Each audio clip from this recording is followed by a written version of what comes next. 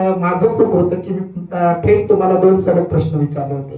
तर काका माझा दुसरा प्रश्न आपल्याला असा आहे की दशावतार हे हस्तांतरित झालं, कुठलाही क्लास नाही, कोणी शिकविणारा शिक्षक नसतो किंवा बाबा क्लासचे वर्ग चालत नाही, तरी पण ही दशावतार कला आजपर्यंत अविरत हस्तांतरित किंवा तुमच्याकडून शिकवली, अनेक गुरुवर्यांकडून शिकवली गेली.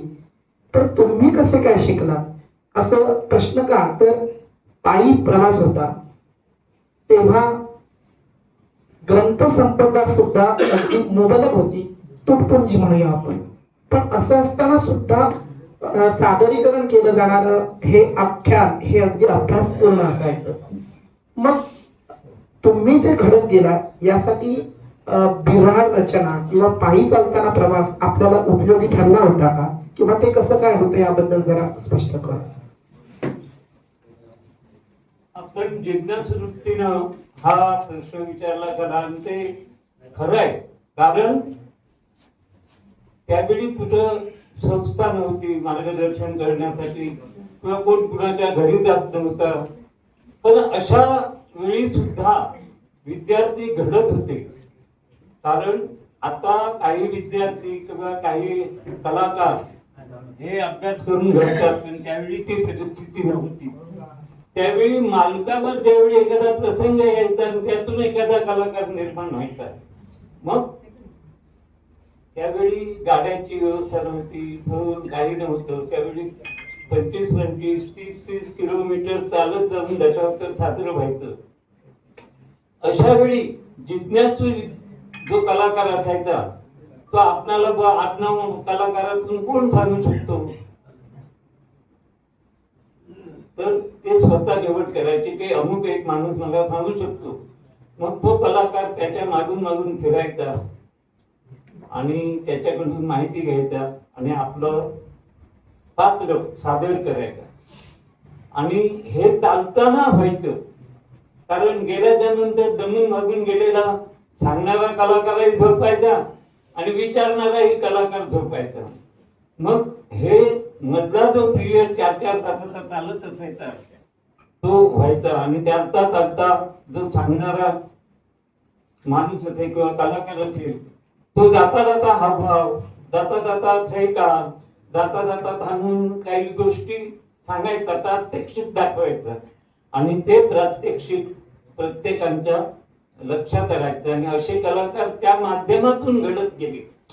आता आपण शिबिर लावतो किंवा मोबाईलवर बघतो, त्या काळात हे काही नव्हते. त्यावेळी चालता चालता प्रवासातून कलाकार घडायचा आणि हे सर्वच व्हायचं. कारण त्या कलाकाराने काम केल्याच्यानंतर रात्री काही चुकलं तर दुसऱ्या दिवशी त्याची समजूत काढला दुसरा जाणकार कलाकार समजूत काढायचा, हे असं नाही, हे असं केलं पाहिजे, हे असं केलं पाहिजे.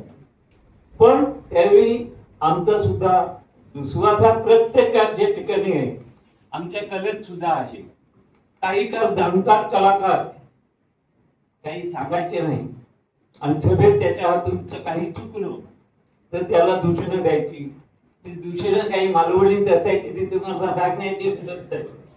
पण जिज्ञासू कलाकार ते टोमणं, ते बोलणं ऐकून ज्यानं दशावतारात समजा ज्यांना सावळाराम नेरकरचं जीवन माहीत असेल त्यांना मी सांगू इच्छितो की अशा कलाकाराकडूनही कलाकार घडले गेले. मी ज्यावेळी साधारण लोकांच्या डोळ्यात बाबांनी वगैरे मला आणल्याच्या नंतर दुसऱ्या मोठ्या गणपतींनी बार्शीकर म्हणा, मामा म्हणा, अशा डबल मेळ्यासाठी मला बोलवायचे. त्यावेळी सुद्धा हे जाणकार कलाकार हे म्हणायचे तू त्या प्रवेशाला ये, त्या प्रवेशाला तुला तो विचारायचा आणि आता मग पळून जायचं. एवढं. इतर काही काळात ते मधुर कलाकार सांगायचे नाही.